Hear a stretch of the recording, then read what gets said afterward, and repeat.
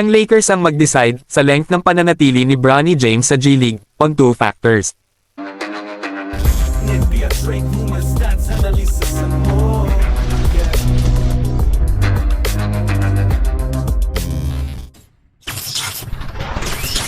Pagkatapos ng kanyang best game ng Summer League, ipinakita ni Bronny James na kaya niyang makihalubilo sa ilan sa mga top young prospects ng laro.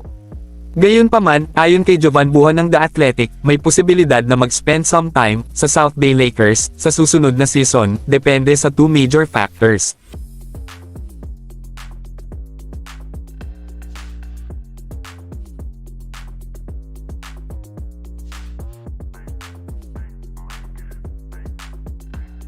Bilang ika-55th pick in the draft, magiging ganap na normal at reasonable to send Bronny to the G-League. Bagamat nagpakita siya ng potensyal sa past, kailangan niyang patuloy na mapaunlad ang kanyang laro upang magkaroon ng anumang pagkakataong bumuo ng long-term career. Habang si James ay halos garantisadong makakaranas ng isang stint sa G-League, kung gaano katagal ang oras na ginugugol niya doon ay nakasalalay sa Lakers upang magdesisyon.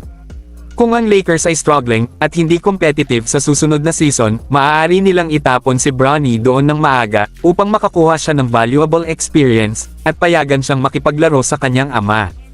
Ngunit kung ang Lakers ay competitive or struggle si Bronny na mag-adjust sa NBA action, maaari niyang makita ang isang pinahabang pananatili sa G-League upang mapadali ang kanyang growth and ensure na nakaset up siya upang magtagumpay kapag natanggap niya ang tawag to move up. Sa 4-year, $7.9 million contract, ang Lakers ay nakatuon kay Bronny sa alinmang paraan, at ito ay magiging mahabang proseso sa kanya. Sa ngayon, ang bata ay nagpakita ng great promise on the court, kahit nasa gitna ng poor shooting stretches. Siya ay natural sa laro, at knows how to read the floor, tulad ng isang long-time veteran.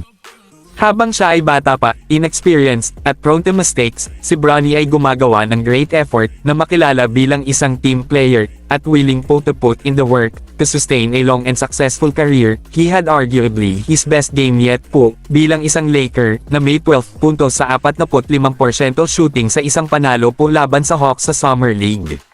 Sa edad na 19 pa lamang, maraming oras si James Jr. upang mahanap ang kanyang lugar sa liga, at intend ng Lakers na gawin ang lahat ng kanilang makakaya upang equip him with the tools na kailangan niya para mag-succeed. Maging ito man ay isang stint sa G-League o ilang oras sa court kasama ang kanyang ama, magkakaroon ng maraming paraan si Bronny para mag-adjust sa laro ng NBA, at hindi siya nagmamadaling maging isang contributing player kaagad. Para naman sa Lakers, panahon lang ang magsasabi kung gaano sila ka-competitive sa susunod na season, ngunit si Bronny James ay magiging pangunahing focal point ng kanilang mga pagsisikap, at kung may unlock lang nila ang peak na bersyon ng kanyang laro, it could set them up for prosperity in the future.